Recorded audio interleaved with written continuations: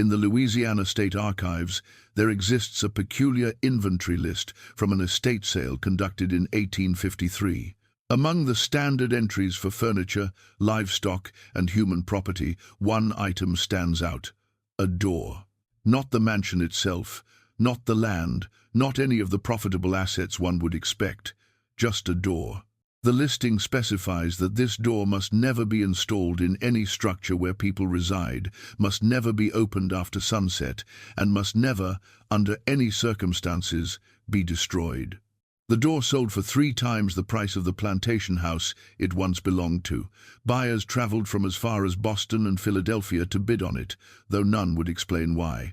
The winning bidder, a professor of mental philosophy from Yale College, transported the door to Connecticut, where it remained in a locked warehouse until his death in 1871. His widow had it burned, or tried to. The door wouldn't catch fire. After 6 attempts with different accelerants, she had it buried in a pine box 12 feet deep on the edge of her property. 3 months later, a sinkhole opened at that exact spot. The door was found at the bottom, undamaged, the pine box rotted to fragments around it. Eventually, the door disappeared from all records.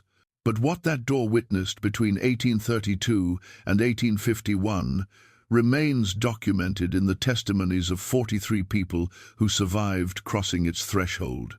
Tonight, we examine what happened at Bellemont Plantation and why a simple doorway became the site of the most psychologically devastating ritual in American slavery's long catalogue of horrors. Before we continue with the story of Baron Laurent Christophe Delacroix and the door that no one could pass unchanged, if stories like this fascinate you, stories they tried to bury along with that door, subscribe to The Sealed Room and turn on notifications. Drop a comment telling me where you're watching from. These events happened in Louisiana, but their echoes reached every corner of this country. The horror of what we're capable of doing to each other knows no borders. Now, let's discover what awaited those who approached Delacroix's door. Bellemont Plantation occupied 1,100 acres along Bayou Lafourche, 30 miles southwest of New Orleans. The land produced sugar cane, which meant the labor was brutal even by the standards of cotton plantations further north. Sugar production required constant attention, dangerous machinery, and processing that couldn't wait for weather or exhaustion. The enslaved population at Bellemont numbered 167 people in 1832 when Laurent Delacroix inherited the property from his uncle, Armand Delacroix, who had died of yellow fever without legitimate heirs. Laurent arrived from Paris in late September, accompanied by 7 trunks of books, 2 crates of scientific instruments, and a letter of introduction from the Académie des Sciences Morales et Politiques. He was 34 years old, educated at the Sorbonne, unmarried, and according to the New Orleans Society papers that noted his arrival, possessed of significant inherited wealth beyond the plantation itself. He could have lived comfortably in Paris on his investments. He chose instead to come to Louisiana, and the reason why became apparent within weeks of his arrival. The main house at Bellemont was a raised Creole cottage, built high off the ground to avoid flooding, with galleries wrapping around all 4 sides and 22 exterior doors. Laurent ordered 21 of those doors removed and bricked over within his first month. Only one entrance remained, the front door, facing east toward the bayou. This door became the sole point of entry to the house for everyone, enslaved or free, family or stranger, overseer or field hand. But entry was not simply a matter of turning a handle and walking through. Laurent established what he called the protocol of approach, a series of actions required of every person before they could cross his threshold. Among the enslaved community at Bellemont, a woman named Celeste served as head of the house staff. She had lived her entire 38 years at Bellemont, first under the elder Armand Delacroix, who had been cruel in the casual, unthinking way of men who never questioned their right to own other humans, but whose cruelty at least followed predictable patterns. She had survived the cholera outbreak of 1829 that killed 32 people at Bellemont. She had buried 3 of her own children to fever and 1 to drowning in the bayou. She had borne a daughter, Josephine, to Armand's son, Claude, before Claude died in a duel in New Orleans. That daughter, now 16, worked in the house alongside her. Celeste had learned to navigate survival through careful observation, knowing when to speak and when silence served better, understanding the rhythms of plantation life, the way she understood the rhythms of the bayou itself, the rising water, the storm seasons, the migrations of birds that signaled changes coming. Laurent Delacroix was a change she could not predict. He summoned her on his third day at Bellemont. She approached the main house the way she always had, climbing the front steps, preparing to knock on the door. Laurent met her on the gallery before she could knock. He held a leather-bound notebook and a measuring tape. Behind him, the door stood closed. "You will not enter today," he said in French. Celeste spoke French fluently, as did most of the enslaved community at Bellemont. The elder Delacroix had insisted on it. "Your entry requires preparation. Tomorrow morning, 1 hour after dawn, you will return. You will bring with you a white cloth, approximately 12 inches square, and a cup of water from the bayou. You will approach the door, but stop precisely 10 feet from the threshold. I will instruct you further at that time." Celeste stared at him, trying to understand. "Sir, I need to prepare the house for your residence. The rooms require cleaning." "Tomorrow," Laurent repeated. He turned and entered the house, closing the door behind him. The lock clicked with a finality that suggested no further discussion. That evening, Celeste gathered with other members of the house staff in the quarters behind the main house. There was Jean-Baptiste, who had served as butler under the elder Delacroix. There was Marie, who cooked. There was Théo, who maintained the fires and carried water. There was her daughter Josephine and Josephine's half-sister on her father's side, a girl named Isabelle, who had been raised in the house after Claude's wife died. They discussed Laurent's strange demand, trying to make sense of it. "Maybe it's something from France," Marie suggested. "Some European custom we don't know about." "No European I ever heard of requires you to bring bayou water just to enter a house," Jean-Baptiste said. "He's doing something else. Testing us, maybe. Seeing how well we follow orders." Celeste said nothing, but she felt uneasy in a way she couldn't name. The request was specific without being explained. That combination suggested Laurent had clear purposes she couldn't yet see. The next morning, Celeste approached the main house, carrying a white cloth torn from an old sheet and a tin cup filled with murky bayou water. She stopped 10 feet from the door, as instructed. Laurent emerged onto the gallery, again carrying his notebook. He studied her for a moment, then descended the steps to stand beside her. "Place the cup on the ground at your feet," he said. "Unfold the cloth completely. Hold it in both hands, arms extended forward at shoulder height." Celeste obeyed. The morning air was cool, and she could smell wood smoke from the kitchen building and the green rot scent of the bayou. "Now," Laurent said, "you will walk forward exactly 5 paces. Count each pace aloud as you take it. When you reach 5, you will stop and wait for further instruction." Celeste walked forward. 1, 2, 3, 4, 5. Her voice sounded strange to her own ears, formal and distant. She stopped, holding the cloth extended, her arms already beginning to ache slightly. Laurent circled around her, maintaining distance, observing. "Good. Now lower the cloth to waist level and fold it into quarters. Each fold must be precise. The corners must align exactly." Celeste folded the cloth carefully, aware of his scrutiny. The pressure to perform this simple task correctly felt disproportionate to its difficulty, but she focused, making each fold as exact as possible. "Now, return to where you placed the cup. Walk backwards, do not turn around." Walking backwards felt awkward, vulnerable. Celeste moved slowly, counting her steps mentally until her heel touched the cup. She stopped. "Pick up the cup without spilling any water. Hold it in your left hand. Hold the folded cloth in your right hand. Approach the door. Stop at the threshold, but do not cross it yet."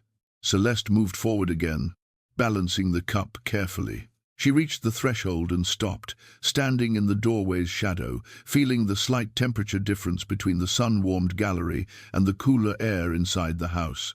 Laurent came to stand beside the door, his notebook ready. "Now," he said, "you will pour exactly half the water onto the threshold, not inside the house, not on the gallery, precisely on the line where they meet. While you pour, you will recite the following: I seek permission to enter, I bring nothing forbidden, I leave nothing unclaimed. Repeat it back to me." Celeste repeated the words. They felt heavy in her mouth, like speaking them created some kind of contract she didn't understand. "Pour the water and speak the words." Celeste tilted the cup slowly, watching the brown bayou water spill across the wooden threshold. "I seek permission to enter. I bring nothing forbidden. I leave nothing unclaimed." The water pooled for a moment, then began soaking into the wood, darkening it. "Now step across the threshold with your right foot first. Place the folded cloth on the floor just inside the door. You may enter." Celeste stepped inside. The house was dim, shutters still closed from yesterday. Laurent followed her in, writing rapidly in his notebook. The scratching of his pen was the only sound.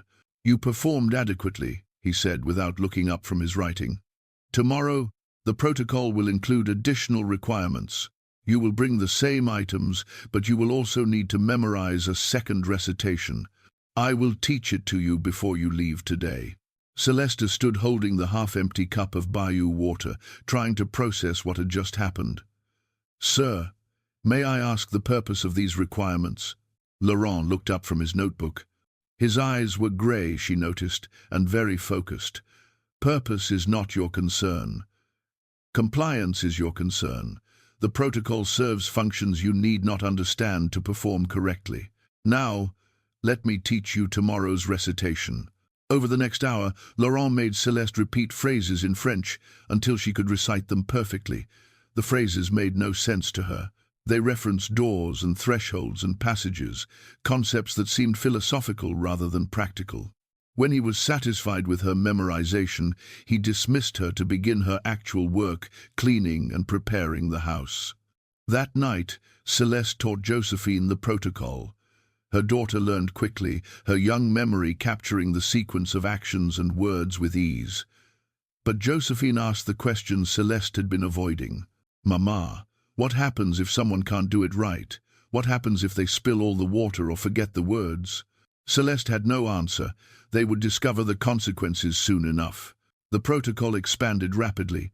Within a week, Laurent required everyone who entered the house, enslaved or free, to perform increasingly elaborate actions. The white cloth had to be folded in a specific 8-step sequence. The bayou water had to be collected at a particular time of day. The recitations grew longer, more complex. People had to approach the door at precise angles, measured with strings Laurent provided. They had to knock in specific rhythms. They had to present objects for his inspection, personal items that he would examine and judge as acceptable or unacceptable for entry. Jean-Baptiste was the first to fail. He approached the door on a Thursday morning, performed the cloth folding correctly, carried his bayou water without spilling, recited the required phrases. But when he presented his personal object, a small wooden cross his mother had carved for him, Laurent examined it and shook his head. "This object carries unapproved intentions. You may not enter today. Return tomorrow with a different object." Jean-Baptiste stared at him. "Sir, this is all I have. My mother made it before she died. It's the only thing I own that has meaning." "Then tomorrow you will discover what else might have meaning," Laurent said. He turned and went inside, leaving Jean-Baptiste standing on the gallery, holding his mother's cross. That evening, Jean-Baptiste sat in his cabin, staring at the few possessions he had: a cup, a blanket, a knife for eating.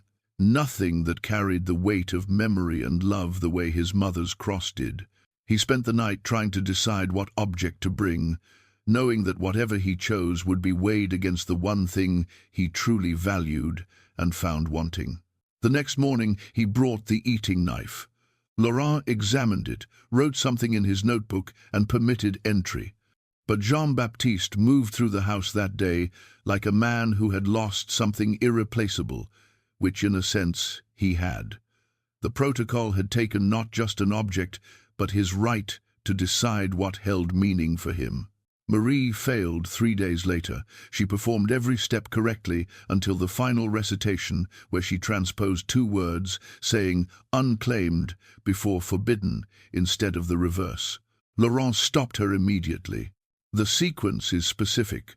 Words have order. Return tomorrow and demonstrate that you can maintain that order. Marie returned the next day and performed perfectly, but the fear of making the same mistake created new anxiety. She began practicing the recitations constantly, whispering them while she cooked, while she walked to the well, while she lay in bed at night. The protocol occupied her mind, even when she wasn't performing it. By October, the protocol had grown to include 23 distinct requirements. By November, 31. The enslaved community adapted, helping each other memorize sequences, practice movements, master the timing. They developed collective strategies for survival, sharing techniques for remembering the order of actions, creating mnemonics for the recitations, supporting each other through failures. But the psychological toll accumulated. People who had once moved through their work with efficiency born of long practice now approached every task with obsessive attention to detail, as though the protocol's demands had infected their entire understanding of what adequate performance meant. Theo developed a habit of counting his steps everywhere he walked, unable to stop measuring and quantifying his movements. Marie began weighing ingredients with compulsive precision, trying to achieve exactness in everything she did. Josephine started having nightmares about standing at the threshold, unable to remember the words, watching the door remain closed forever. Celeste watched these changes with growing dread. The protocol was not just controlling their access to the house, it was reshaping their minds, creating a population of people who policed themselves more effectively than any overseer could, who internalized Laurent's standards and judged themselves by his arbitrary measures of adequacy. Then, in December, Laurent announced a modification that made everything worse. He summoned the entire house staff to the gallery and explained that the protocol would now include individual variations. Each person would have unique requirements tailored specifically to them. These requirements would change monthly, ensuring that no one could simply memorize a routine and perform it automatically.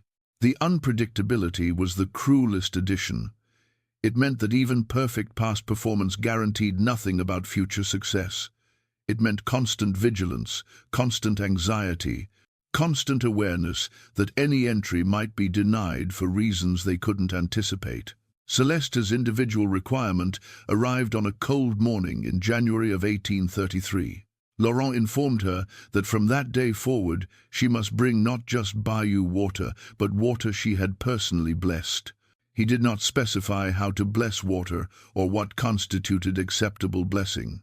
She was left to guess, to invent her own ritual within his ritual, knowing that her invention would be judged and might be found insufficient. She tried everything.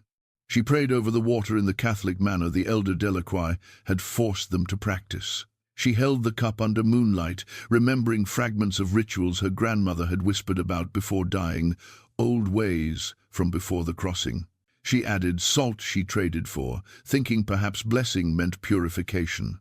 Each morning, she brought her blessed water to the threshold, and each morning Laurent examined it with instruments she didn't understand, small glass vials and papers that changed color when touched to liquid. Sometimes he permitted her entry. Sometimes he did not. She could find no pattern, no way to predict what he considered adequately blessed. The randomness was intentional, she realized. He was measuring not her ability to perform a task correctly, but her psychological response to impossible standards. She was not being tested. She was being studied. Josephine's individual requirement was different but equally cruel. She had to approach the door carrying 3 objects, but only present 2 of them. The third object had to be kept hidden on her person. Laurent would then guess which object she had concealed. If he guessed correctly, she could not enter. If he guessed incorrectly, she could.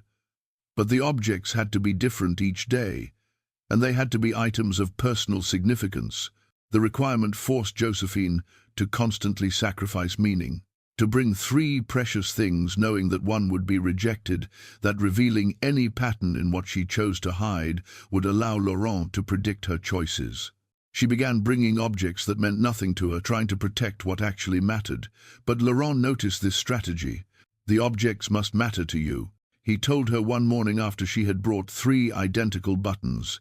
If I determine that you are bringing items of no significance, you will be barred from the house for 1 week.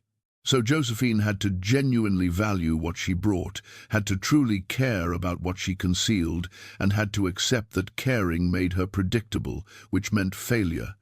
She could not win. The requirement was designed to be unwinnable. Jean-Baptiste's individual requirement involved memory. Each morning, Laurent told him a sequence of numbers, sometimes 8 digits, sometimes 12, sometimes 15. Jean-Baptiste had to remember this sequence throughout the day while performing his duties. When he finished work in the evening and prepared to exit the house, he had to recite the numbers back in reverse order. If he failed, he could not leave through the front door. He would have to exit through a window, climb down from the gallery, and walk the long way around the house to reach the quarters. The punishment seemed minor compared to denied entry, but having to exit through a window marked failure publicly.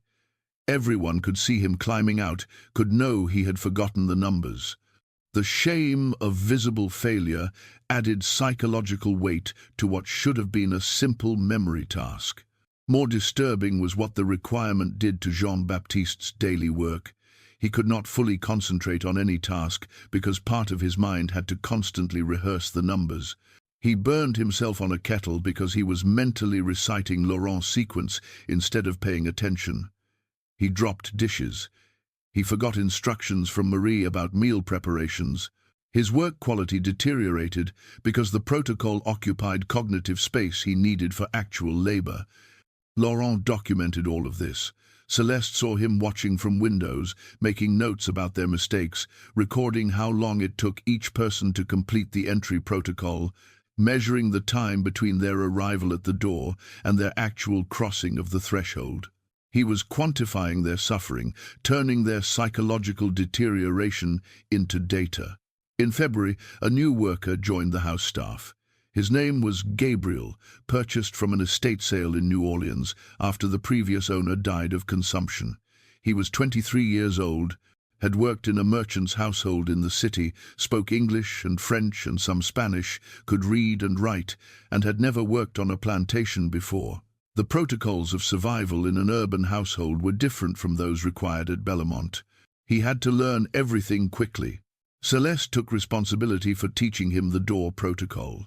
They spent 3 evenings practicing the sequences, the recitations, the precise movements required. Gabriel learned quickly, his education making memorization easier than it might have been otherwise. But Celeste saw him struggle with the arbitrariness of it all. "But what is the purpose?" he kept asking. "Why does the water need to come from the bayou specifically? Why must the cloth be folded in this exact pattern?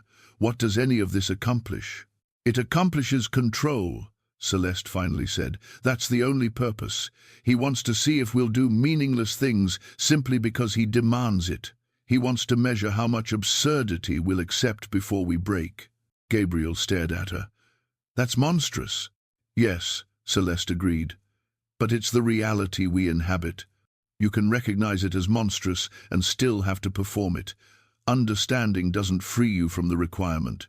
Gabriel's first attempt at the door protocol occurred on a Tuesday morning.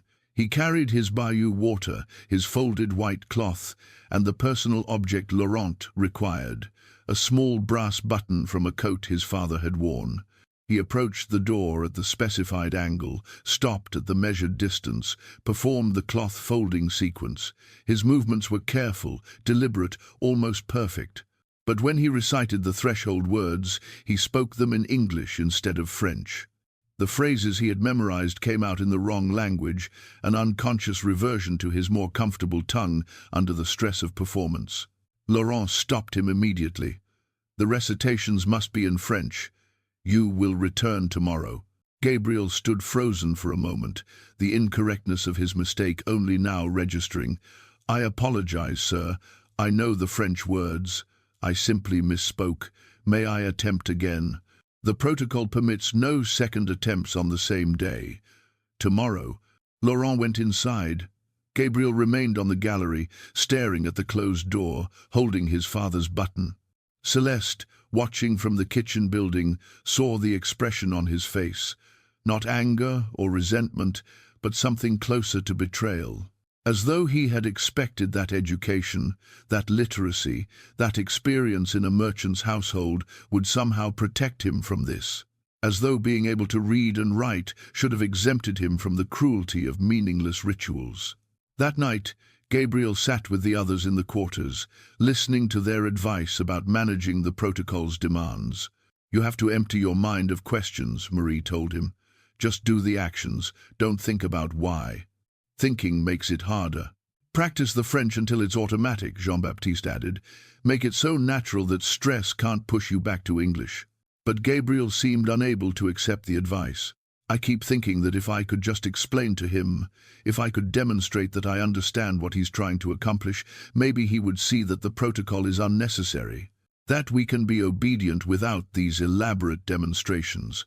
"He won't see that," Josephine said quietly, "and because he wants the demonstrations, the obedience isn't enough for him. He wants us to participate in our own humiliation. He wants us to internalize his authority so completely that we judge ourselves by his standards, even when he's not watching." Gabriel looked at her. "You're 16 years old. How did you understand that so clearly?" "Because I've been performing his requirements for 5 months, Josephine said, "and I've watched what it does to people, to my mother, to all of us. It doesn't just control our actions, it colonizes our thoughts. We start believing that his judgment matters, that his approval means something, that failing his arbitrary tests reflects some genuine inadequacy in us rather than the cruelty in him." The next morning, Gabriel performed the protocol perfectly. French recitations flawless, movements precise, timing exact. Laurent permitted him entry. But Celeste noticed that Gabriel moved through the house that day with a kind of defeated awareness, as though successful performance felt worse than failure because it meant submission was complete. By March, the door protocol had become so complex that completing it required approximately 30 minutes for each person. The time investment alone was significant.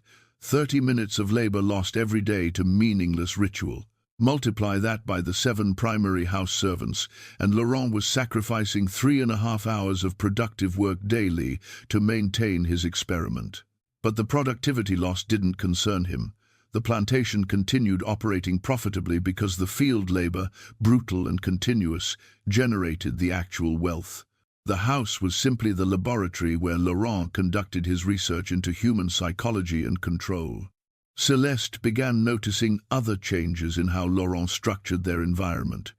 He had installed mirrors at strategic points throughout the house, angled so that people could see themselves performing their daily tasks. The constant visual reminder of being observed, of being watchable, created additional self-consciousness.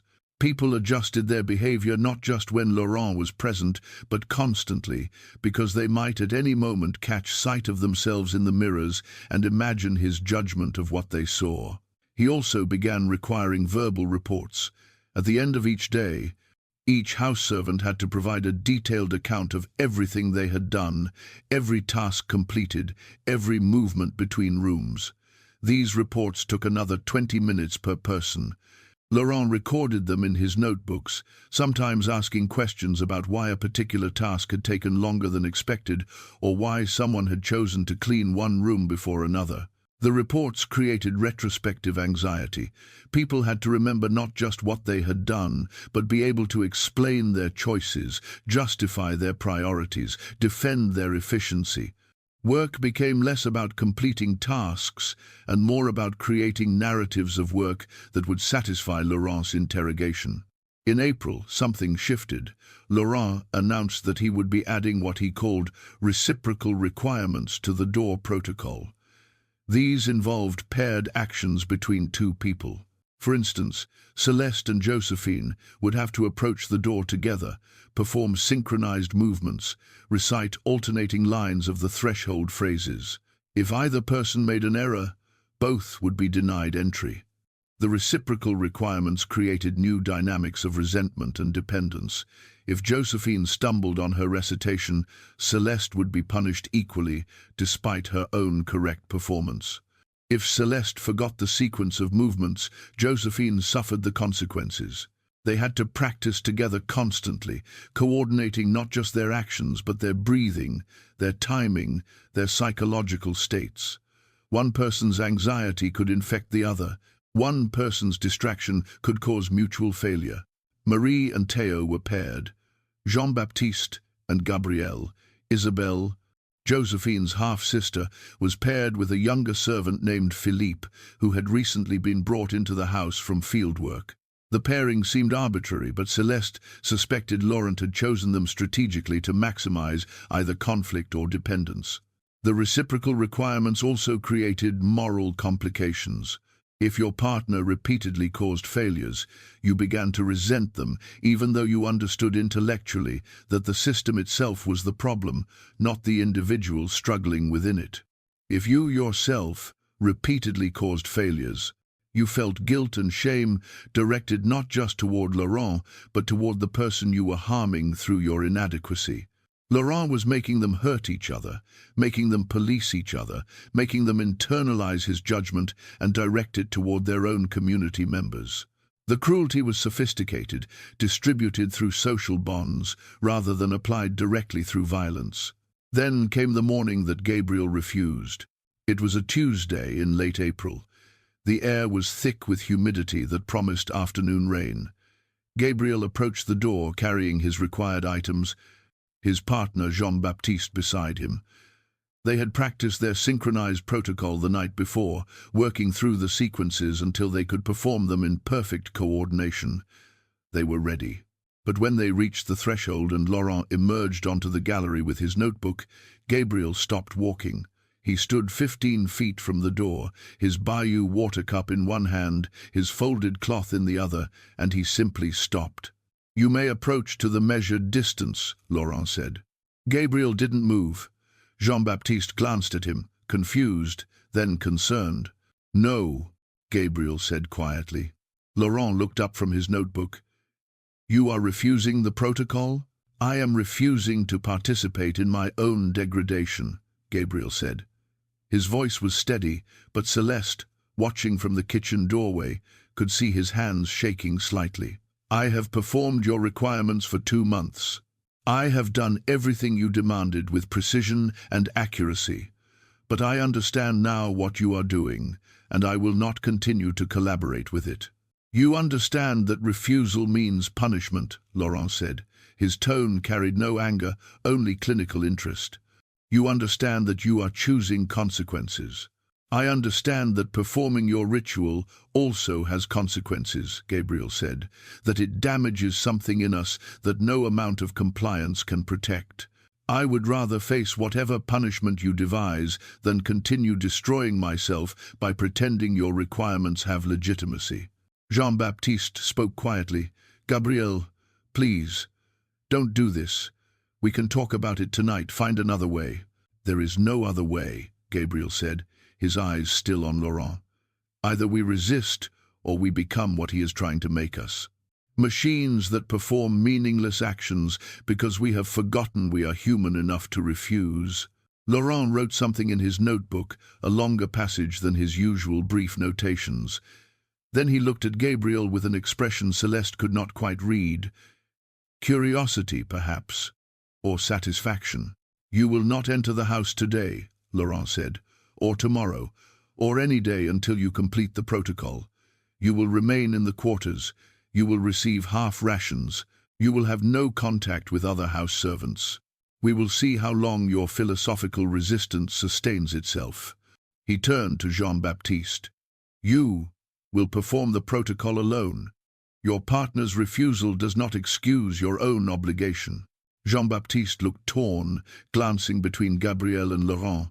Then, slowly, he approached the door and began the protocol, performing both his part and Gabriel's, reciting both sets of alternating phrases, doing the synchronized movements as a solo performance that looked strange and incomplete without the partner they were designed for. Laurent watched Jean-Baptiste's performance with apparent approval, making notes about adaptation and individual resilience in the absence of paired support. When Jean-Baptiste finished and entered the house, Laurent turned back to Gabriel. "I will visit you this evening," Laurent said. "We will discuss your resistance and what it represents. I find your choice fascinating from a research perspective. Subject refusal is a crucial data point." He went inside, leaving Gabriel standing in the yard holding his ritual objects, having chosen defiance and already bearing its weight. That evening, Laurent spent 2 hours in Gabriel's cabin, asking questions about his decision to refuse, about what internal calculation had led him to choose punishment over performance, about whether he truly believed his resistance would achieve anything beyond personal suffering.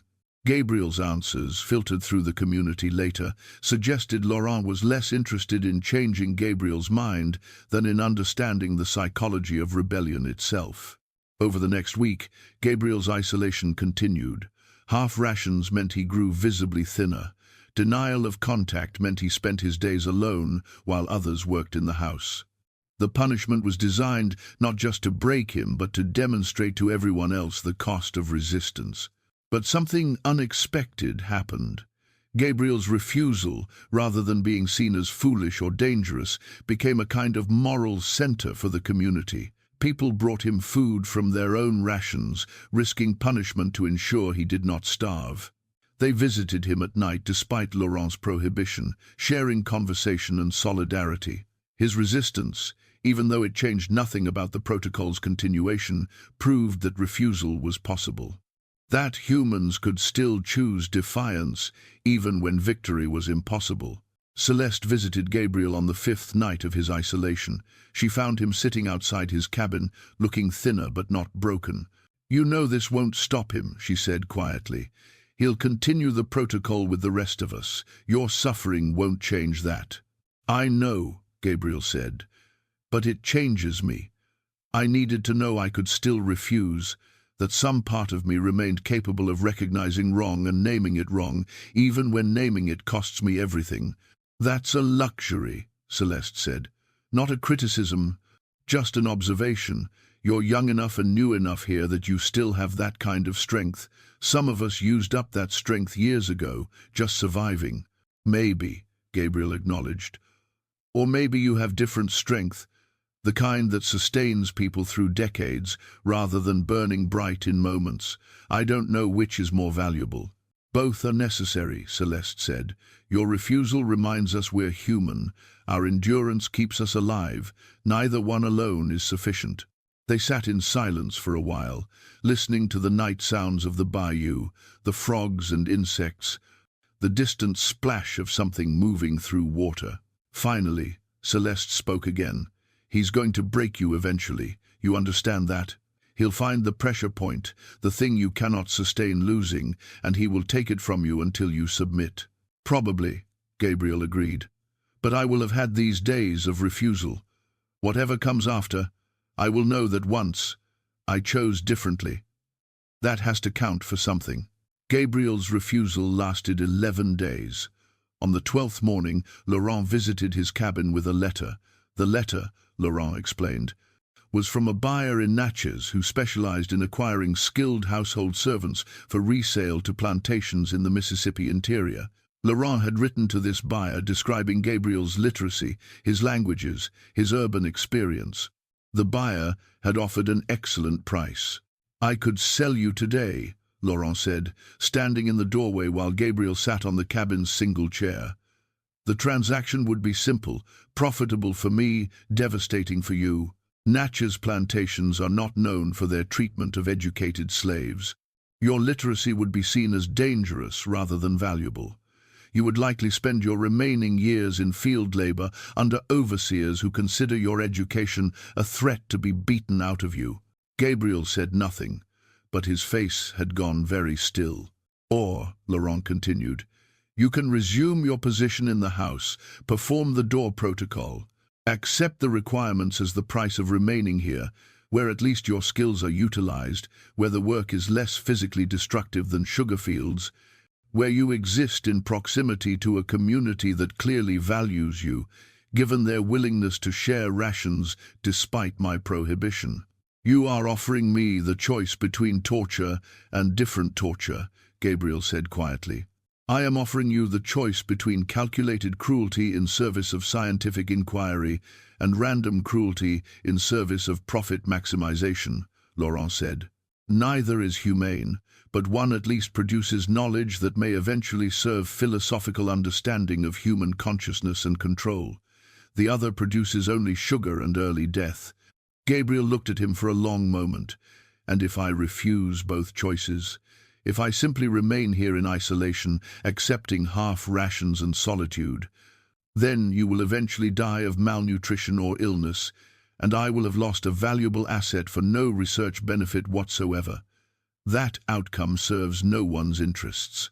It would preserve my refusal, Gabriel said. Refusal that no one outside this plantation will ever know about, Laurent said. Refusal that changes nothing, saves no one, inspires no broader resistance. Martyrdom requires an audience and a cause that outlives the martyr. You have neither.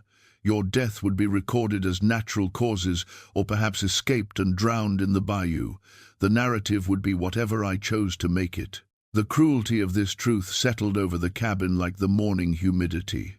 Gabriel had defied Laurent's protocol, had demonstrated that refusal was possible, had proven something about human dignity and choice. But Laurent was correct that none of it mattered beyond the immediate moment, beyond the small community at Bellemont. The world would never know. History would not record it. His resistance would disappear as completely as the thousands of other small rebellions that slavery erased from existence. I will perform your protocol, Gabriel finally said, but understand that my compliance is not acceptance. I am choosing survival over principle, because survival at least allows the possibility of future resistance. Death is final. Laurent wrote something in his notebook. Excellent distinction. The psychology of strategic submission versus genuine internalization is precisely what I am studying. Your conscious maintenance of internal resistance while performing external compliance makes you invaluable as a research subject. Thank you for continuing to provide such clear data. He left. Gabriel sat alone in the cabin for another hour before emerging to perform the door protocol for the first time in nearly 2 weeks. His movements were correct but mechanical, his recitations accurate but lifeless. He had submitted, but something in how he moved through the house afterward suggested that submission had cost him something irretrievable. Celeste understood.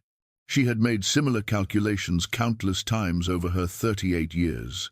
Each choice to comply rather than resist, each moment of swallowing rage to preserve survival, each day of performing whatever was demanded regardless of its cruelty or absurdity.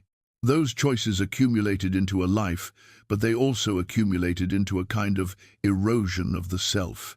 You could maintain internal resistance while performing external submission, but maintaining that division required constant energy, constant vigilance. Eventually, the performance became easier than the resistance. Eventually, you forgot which was the real you and which was the survival mask. She feared Gabriel was learning this lesson too early, too explicitly. The clarity of his understanding might make the erosion faster rather than slower. In May, Laurent introduced what he called temporal variations to the door protocol. These involved performing certain requirements at specific times of day, according to a schedule only he knew. A person might arrive at the door prepared to perform the standard protocol, only to discover that at that particular hour, different requirements applied. There was no way to prepare, no way to predict. You simply had to attempt the protocol you knew and adjust when Laurent corrected you. The temporal variations created new levels of anxiety because they meant even perfect preparation could result in failure through no fault of your own. You could do everything right and still be wrong because you had arrived at the wrong hour for those particular requirements. Josephine failed 3 times in 1 week because of temporal variations. Each morning she arrived with her 3 objects, prepared to conceal 1 and present 2, only to discover that at that hour Laurent required a completely different protocol. Present all 3 objects, present none, present them in reverse order of personal significance. The rules changed faster than she could adapt, and each failure deepened her sense that success was impossible, that the system was designed to ensure periodic failure regardless of effort or competence. One morning in early June, Celeste arrived at the door to find Laurent standing on the gallery with a stranger. The stranger was a thin man in his 50s, dressed in the severe black coat of an academic, carrying a leather satchel. Laurent introduced him as Professor Edmund Cartwright from the College of Charleston, visiting Bellmont to observe the door protocol and Laurent's broader research into behavioral conditioning. Professor Cartwright will be documenting our procedures, Laurent explained. He represents the broader scientific community's interest in this work. Please perform the protocol as usual. Pretend he is not here. But Cartwright's presence changed everything. Performing the ritual had been degrading enough when only Laurent observed, but adding an audience transformed it into something worse. Celeste felt exposed in a new way, conscious that this stranger was watching her perform meaningless actions, that he would write about it, discuss it with other academics, present her compliance as evidence, supporting whatever theories Laurent was developing. She completed the protocol flawlessly, but afterward, while working in the house, she heard Laurent and Cartwright discussing her performance in the study. Subject A demonstrates remarkable consistency, Laurent said. His voice carrying through the doorway. Celeste stood just beyond, dusting furniture she had already dusted. In 18 months, she has failed the protocol only 7 times. Her success rate suggests either superior cognitive capacity or, more interestingly, a psychological adaptation that allows her to perform arbitrary requirements without the anxiety that undermines other subjects' performance. Or perhaps she simply understands that survival requires compliance, Cartwright suggested.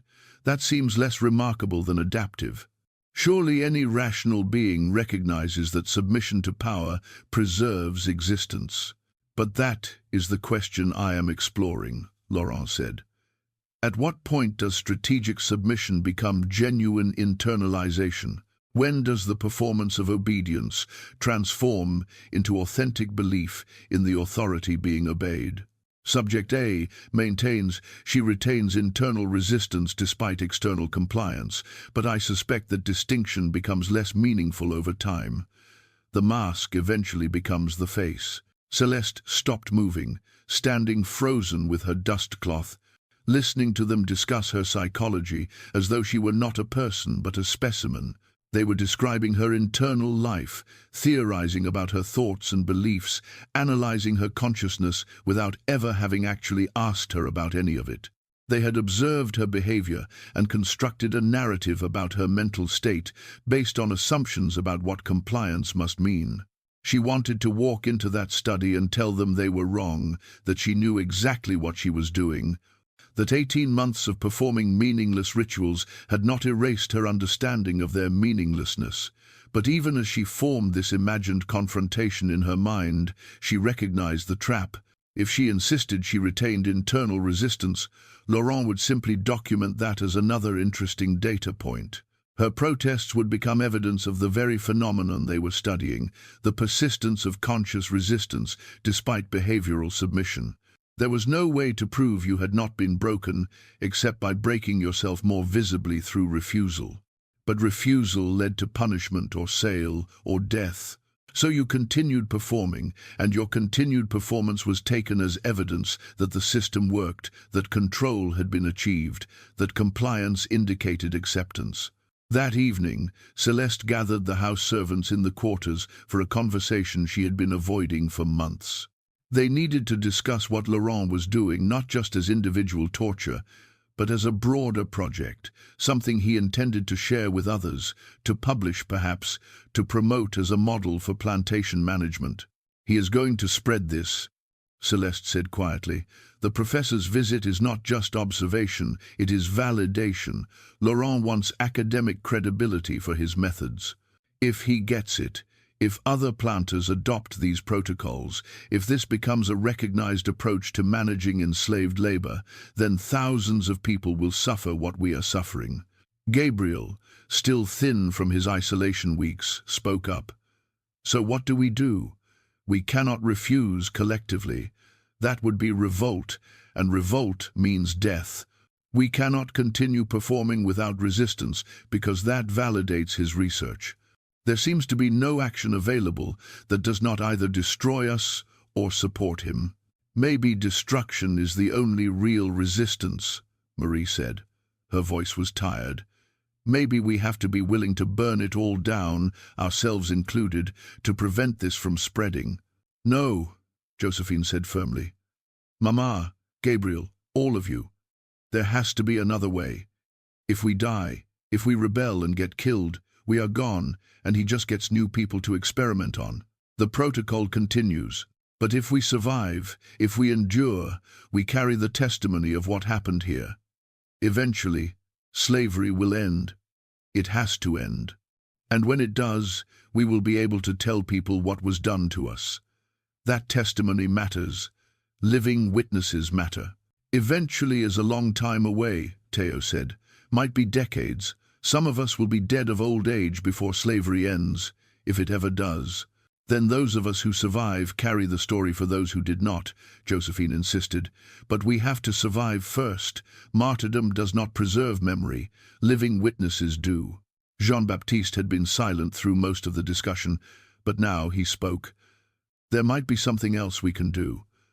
Not refusal exactly, but something that undermines his research without getting us killed. What if we all started failing more frequently? Not in ways that look like deliberate sabotage, but small errors that seem like genuine mistakes. If his data shows increasing failure rates despite continued compliance, if we make the protocol less successful over time, maybe we can convince him that the approach does not work as well as he thinks. Laurent would notice, Celeste said. He tracks everything. He would see the pattern of increased failures and investigate the cause. But he cannot prove intent, Gabriel said slowly, warming to Jean-Baptiste's idea. He can document that we are failing more often, but he cannot definitively establish whether those failures are deliberate or simply evidence that his protocol is psychologically unsustainable. If we are careful, if we vary who fails and when, if we make the failures seem random and distributed, we might be able to create data that contradicts his theories without creating evidence of coordinated resistance. It was a fragile plan, barely more than a hope, but it was something. Over the next weeks, they implemented it carefully. Marie transposed words in her recitations at irregular intervals. Theo miscounted his paces slightly. Jean-Baptiste occasionally forgot his number sequences. Josephine sometimes concealed the wrong object. Celeste spilled small amounts of her blessed water. The failures were not frequent enough to seem like deliberate sabotage, but they were more common than before, creating a pattern of declining success rates that Laurent documented with evident frustration. By July, his notebook showed that the collective success rate had dropped from 92% to 78%. He added new requirements, thinking that increased complexity might restore the previous success levels. But the failures continued, persistent and seemingly random, undermining his confidence in the protocol's effectiveness. Professor Cartwright visited again in August, and this time Laurent's presentation was less triumphant. He showed Cartwright the data, explaining that subject compliance remained high, but that accuracy had deteriorated despite continued effort. He theorized that perhaps the protocol required periodic simplification to maintain effectiveness, that excessive complexity might create cognitive overload that undermined performance quality. This suggests the approach has limitations, Cartwright observed, studying the notebooks. If subjects cannot maintain adequate performance despite willingness to comply, then the practical applications for plantation management are questionable. Planters need systems that reliably produce obedience, not experiments that sometimes work and sometimes fail unpredictably. I believe the issue is implementation pacing, Laurent argued. A more gradual introduction of complexity combined with periodic resets to baseline requirements might sustain higher success rates. The fundamental theory remains sound. But Celeste, listening from the hallway, heard the defensiveness in Laurent's voice. He was encountering resistance not through overt rebellion, but through the quiet collective action of people who had learned to game his system, to provide compliance without competence, to perform the protocol in ways that satisfied the letter of his requirements while undermining their spirit. It was not victory. The protocol continued. They still had to approach that door every morning, still had to perform elaborate, meaningless rituals, still had to submit to Laurent's observations and measurements. But they had found a small space for agency, a way to resist that did not require martyrdom or destruction. Then, in September, everything changed. Laurent announced that he would be conducting a public demonstration of the door protocol for a gathering of planters and academics in New Orleans. The demonstration would take place at the Mechanics Institute, a prestigious venue where scientific societies met. He would present his research findings, explain his theoretical framework, and most importantly, he would bring 6 of his house servants to demonstrate the protocol before an audience of approximately 100 people. The demonstration was scheduled for October 15th. Laurent selected who would perform: Celeste, Josephine, Gabriel, Jean-Baptiste, Marie, and Théo. They would demonstrate both the basic protocol and their individual variations, showing the complexity of conditioning that Laurent had achieved. They would be exhibited, their compliance offered as proof of his theories about psychological control and behavioral modification. The community understood immediately what this meant. They would not just be performing the protocol, they would be participating in its legitimation before people who had the power to adopt and spread these methods. Their performance would become evidence used to inflict similar suffering on countless others. "We have to sabotage it," Gabriel said immediately when they gathered to discuss the announcement. "We have to fail publicly, dramatically, in ways that cannot be attributed to simple mistakes. We have to show that audience that we are resisting, that we understand what is being done to us, that Laurent's success is illusion, built on our strategic submission. That will mean severe punishment," Celeste said, "possibly sale, possibly worse. Laurent will not forgive public humiliation in front of his peers." "I know," Gabriel said, "but if we do not resist now, when does resistance ever become worth its cost? When do we draw the line? This is the moment when our compliance matters most to him, which means this is the moment when our refusal would matter most to everyone watching." They argued through the night, weighing the risks, considering the consequences, trying to calculate whether public resistance would achieve anything beyond their own destruction. Some wanted to sabotage the demonstration. Others feared the punishment would extend beyond the 6 performers to the entire community. The debate had no easy resolution, no clear right answer. Finally, Josephine spoke. "I think we should tell the truth, not through failure or sabotage, but through words. We should perform the protocol perfectly, exactly as Laurent wants, and then we should speak. We should name what we have experienced, explain what the protocol really does, make that audience see us as people describing our own torture rather than objects being exhibited." "They will not let us speak," Marie said. "The moment we try, Laurent will stop us. Then we make sure our words are heard before he can stop us," Josephine replied. "We plan exactly what to say. We keep it brief and devastating. We speak truth so clearly that even people who want to ignore it will have heard it. We'll carry it with them whether they acknowledge it or not." It was decided. They would perform perfectly and then speak. They would comply and resist simultaneously, giving Laurent the successful demonstration he wanted and then undermining it through testimony. The plan was dangerous, the outcome uncertain, but it felt like the only response that honored both their need to survive and their need to be recognized as human beings capable of naming their own oppression. They spent the next 3 weeks preparing, practicing the door protocol until they could perform it flawlessly even under the stress of public exhibition. and practicing their words, refining what they would say, editing their testimony down to essential truths that could be spoken quickly before Laurent silenced them. The journey to New Orleans took 2 days by boat along Bayou Lafourche to the Mississippi River, then upstream to the city. Laurent arranged private accommodations for his human property, ensuring they would be well rested and presentable for the demonstration.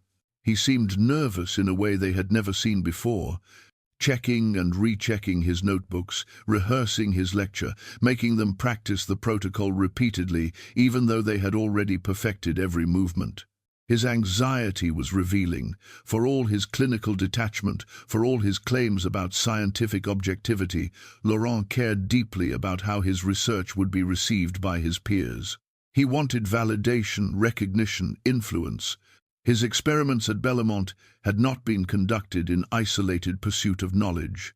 They had been performed in anticipation of this moment, when he would present his findings and claim his place among the theorists of human behavior and control. The Mechanics Institute was a grand building on Magazine Street, 3 stories of brick with tall windows and marble columns flanking the entrance. The lecture hall where Laurent would present held 132 seats, arranged in rising tiers, so everyone could see the demonstration space at the front. When Celeste and the others entered through the back entrance reserved for servants, they could hear the murmur of arriving audience members, the rustle of expensive clothing, the cultured accents of wealthy planters and educated academics. Laurent met them in a preparation room behind the stage. He wore his finest black coat, and his face was flushed with excitement, barely contained beneath his usual composed exterior. "Today's demonstration will prove the validity of systematic psychological conditioning," he said. "You will perform exactly as you have practiced, no deviations, no errors. After you have demonstrated the protocol successfully, I will deliver my lecture, explaining the theoretical framework and practical applications. This is the culmination of 3 years of research. Do not fail me." They nodded silently. Laurent studied each of them, perhaps sensing something in their stillness, some quality of readiness that went beyond simple compliance. But he misread it as anxiety about performing before an audience rather than determination to transform that performance into testimony. The demonstration began at 2 o'clock in the afternoon. Laurent took the stage first, introducing himself and his research interests, explaining that he had developed a novel approach to managing enslaved labor through psychological conditioning rather than physical punishment. He described Bellemont Plantation, the controlled environment where his experiments had been conducted, the careful documentation he had maintained over 3 years. Then he gestured toward the demonstration space where workers had constructed a replica of his threshold, the actual door from Bellemont, transported to New Orleans specifically for this presentation, the copper basin, the measuring strings, everything exact. "I will now demonstrate the protocol," Laurent said, "and 6 subjects will perform the complete sequence of requirements as they do daily at Bellemont. Please observe the precision, the consistency, the evidence of thorough psychological conditioning that transforms arbitrary demands into automatic compliance." The audience leaned forward in their seats, fascinated. Celeste could see their faces from where she stood in the wings. Wealthy men in expensive suits, professors with notebooks ready, plantation owners comparing mental notes about their own labor management challenges. They saw her and the others as solutions to problems, as proof that the human mind could be controlled systematically if only you applied the right techniques. Celeste approached the door first. She carried her bayou water, her white cloth, her personal object, a small wooden spoon her grandmother had carved 60 years ago, in a place whose name Celeste had never been told because her grandmother had died when Celeste was 4, and some knowledge dies with those who carry it. She performed the protocol flawlessly. The measured approach, the cloth folding in its 8-step sequence, the recitations in perfect French, the water poured exactly at the threshold line, the single step crossing with right foot first. Every movement was precise, demonstrating exactly what Laurent wanted to show, that human behavior could be shaped with sufficient rigor and repetition. The audience murmured appreciation. Laurent beamed, making notes on his presentation copy. Josephine came next, performing her three-object protocol, concealing one item, presenting two, allowing Laurent to guess incorrectly so she could enter. Her movements were graceful, almost ceremonial, turning the degrading ritual into something that looked from a distance like elegant choreography rather than torture. Gabriel followed, then Jean-Baptiste, then Marie, then Théo. Each performance was perfect. Each person demonstrated complete mastery of their individual requirements. The audience watched with growing excitement, seeing what they thought was proof that enslaved people could be conditioned to perform elaborate, meaningless tasks with absolute precision. That psychological control was not just possible, but achievable through Laurent's systematic approach. When the last person had crossed the threshold, Laurent addressed the audience again. As you have witnessed, subjects can be trained to internalize arbitrary requirements to such a degree that performance becomes automatic. The protocol I have developed creates self-regulating workers who police their own behavior more effectively than any overseer could. This represents a breakthrough in plantation management, a humane alternative to physical punishment that achieves superior compliance through psychological conditioning. He paused, preparing to launch into the theoretical portion of his lecture, and in that pause, Celeste stepped forward from her position just inside the doorway. "If I may speak," she said. Her voice carried clearly through the lecture hall, cutting across Laurent's prepared remarks. Laurent turned sharply. "You may not. Return to your position." But Celeste did not move. "I have performed your protocol for 3 years," she said, addressing not Laurent but the audience. 1,095 days of approaching that door, completing whatever requirements you devised, submitting to your observations and measurements. I have done everything you demanded, with the precision you just witnessed. And I need this audience to understand what that compliance actually means. Laurent moved toward her, but Gabriel stepped forward to stand beside Celeste, then Josephine, then the others, forming a line between Laurent and the audience, their bodies present and solid, their eyes on the wealthy white men in those rising tiers of seats. The protocol Monsieur Delacroix calls systematic conditioning is torture disguised as science, Celeste continued, her voice steady. Every morning for 3 years, I have performed meaningless actions because refusing meant punishment, sale, or death. I have folded cloth in specific patterns that serve no purpose. I have carried water that accomplishes nothing. I have recited phrases that mean nothing, not because these actions have value, but because Monsieur Delacroix wanted to prove that he could make me do them, that he could occupy my mind so completely with anxiety about performing correctly that I would have no mental space left for resistance. The audience had gone absolutely silent. Laurent stood frozen, his prepared lecture abandoned, his face darkening with fury. Gabriel spoke next. "I am literate. I read French, English, and Spanish. I can calculate mathematics. I can write with facility. None of those skills protected me from this protocol. Monsieur Delacroix's conditioning does not respect intelligence or education. It simply grinds away at human dignity until you forget you ever possessed it, until you measure your worth by his approval and your failure by his disappointment." Josephine continued, her young voice clear and firm. "I am 16 years old. I have spent the last year learning to judge myself by whether I could successfully hide objects from a man who owns me, whether I could sacrifice things I cared about to satisfy his curiosity about my psychological responses. That is what this protocol does. It does not create obedient workers. It creates people who lose themselves, who forget what it feels like to make choices, to have privacy, to be human in ways that are not constantly observed and measured." Jean-Baptiste added, "Before this protocol, I could work efficiently. Now I make mistakes because part of my mind is always rehearsing meaningless number sequences. The conditioning Monsieur Delacroix is promoting to you as improved management actually reduces productivity while increasing psychological damage.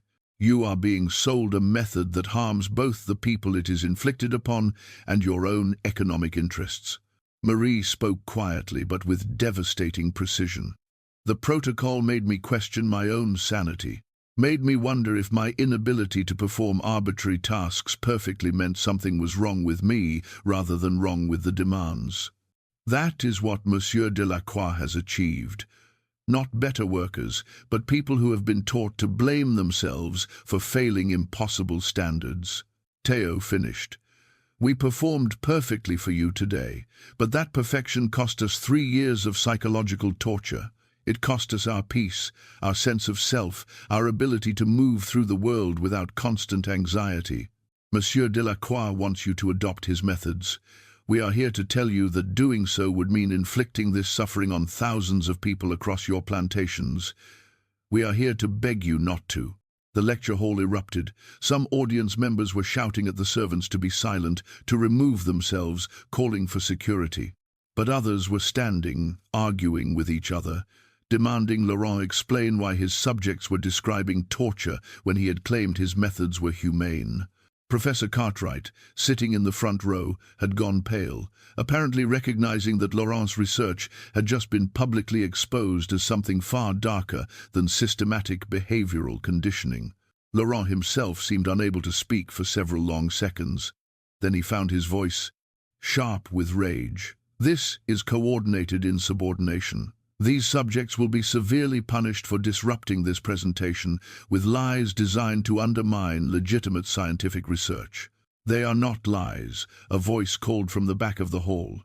A man stood, older than most of the audience, wearing the plain clothing of a Quaker. "I am Benjamin Lundy. I publish The Genius of Universal Emancipation. I have been documenting the experiences of enslaved people throughout the South. I came to this demonstration because I heard disturbing rumors about experiments being conducted at Bellemont Plantation. What these people have just described matches testimonies I have collected from others who have survived psychological torture disguised as management innovation. Monsieur Delacroix is not presenting scientific breakthrough. He is presenting evidence of his own systematic cruelty." The lecture hall descended into chaos. Planters were shouting at Lundy, at Laurent, at each other. Some demanded the servants be removed and punished. Others seemed disturbed by what they had heard, uncertain whether to believe Laurent's claims of humane conditioning or the servants' testimony of torture. The careful academic presentation Laurent had planned had become something else entirely, a public trial of his methods, with the evidence standing before them describing their own suffering. Security eventually cleared the hall. Laurent gathered his servants with cold fury radiating from every line of his body, but he said nothing until they were back in the private accommodations, away from potential witnesses. Then he turned on them with controlled violence. "You have destroyed 3 years of research," he said. "You have humiliated me before my peers. You have undermined work that could have transformed plantation management across the South. There will be consequences." "Good," Gabriel said simply. "If we prevented even one planter from adopting your methods, if we saved even one person from experiencing what we have experienced, then the consequences are worth bearing." Laurent struck him, a sharp blow across the face that sent Gabriel stumbling backward, but Gabriel straightened, blood at the corner of his mouth, and met Laurent's eyes without fear. "You can hit me," he said quietly. "You can sell me, you can kill me, but you cannot make what we said untrue. That audience heard us. Benjamin Lundy heard us. Our testimony exists now outside your control. That matters more than whatever you do to us next." Over the following days, the consequences Laurent had promised materialized with calculated cruelty. Gabriel was sold to a turpentine camp in Mississippi, exactly the fate Laurent had threatened months earlier. Jean-Baptiste was sold to a sugar plantation near Baton Rouge, known for brutal conditions. Marie was assigned permanently to field work, removed from the house entirely. Theo faced similar demotion, his skilled labor replaced with the hardest physical work available. But Laurent kept Celeste and Josephine at Bellemont, not out of mercy, but because selling them would look like admission that their testimony had been true, that he was punishing them for speaking honestly rather than for legitimate insubordination. So they remained, still performing the door protocol, still subjected to Laurent's observations and measurements, still trapped in the system they had publicly named as torture. Except something had changed. The protocol continued, but Laurent's confidence in it had eroded. He added no new requirements after the New Orleans demonstration. He stopped corresponding with other academics about his research. He no longer spoke of publishing his findings or spreading his methods. The door remained, the ritual persisted, but the project had lost its momentum, undermined not by outright rebellion but by testimony that had reframed his scientific conditioning as what it had always been: elaborate cruelty. Benjamin Lundy published an article about the New Orleans demonstration in the November issue of The Genius of Universal Emancipation.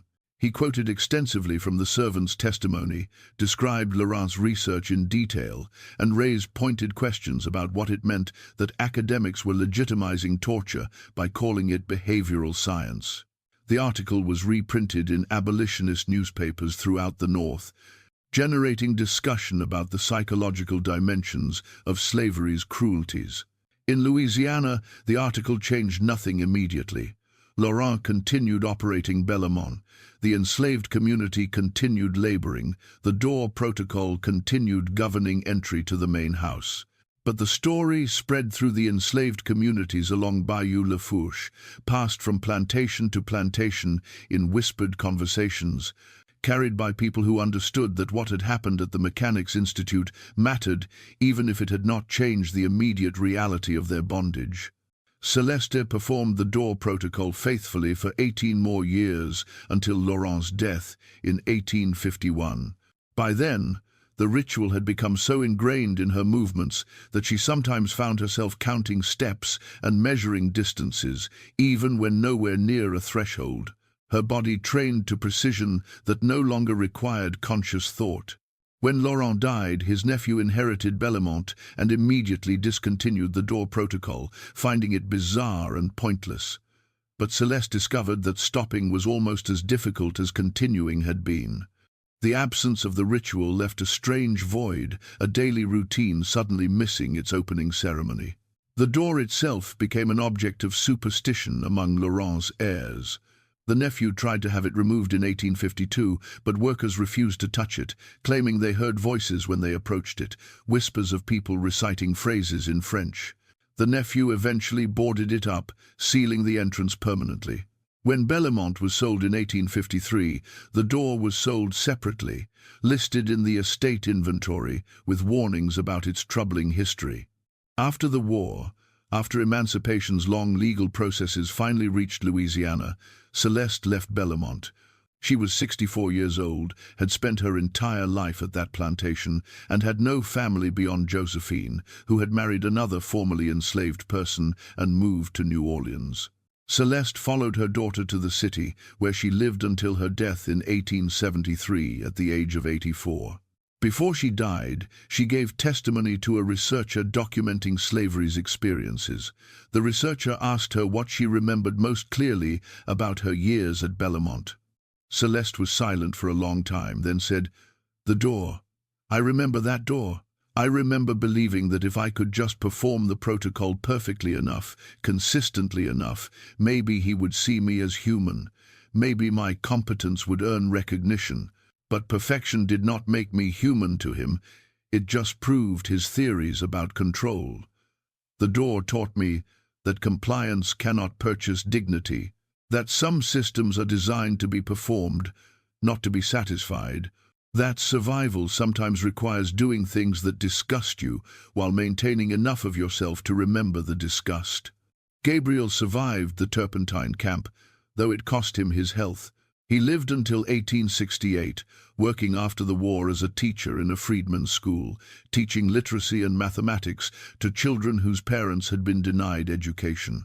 He spoke rarely about Bellemont, but when he did, he emphasized the New Orleans demonstration, not because it had changed their immediate circumstances, but because it had been a moment when they had refused to let their compliance be interpreted as acceptance, when they had named their own experience in front of people with power.